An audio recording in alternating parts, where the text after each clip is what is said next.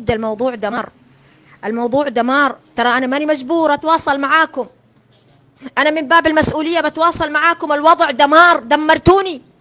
ترى أنا شغالة 24 ساعة، عيب عليكم. أفهموا المطلوب. أدخل يكتب اسم بنتك فقط، اسم بنتك. يا ويل حالي، إيش ذا الوضع معاكم؟ فهمتوني ولا ما فهمتوني؟ أدخل يا الله يسعدك اكتبي لي اسم بنتك رباعي وفي أي فصل. واضح الكلام؟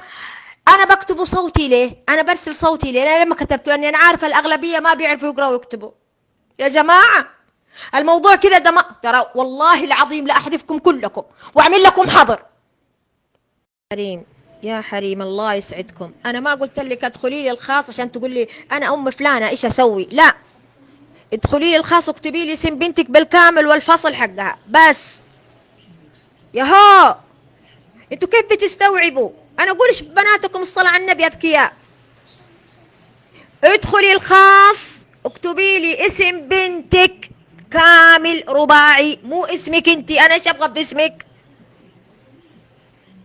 خاص يا ام ريتاج، في الخاص، في الخاص يا ام ريتاج، في الخاص اللي تكتب لي اسم بنتها في الخاص عشان حرسل لها الرقم السري. في الخاص، في الخاص، في الخاص. حسبي الله ونعم الوكيل. في الخاص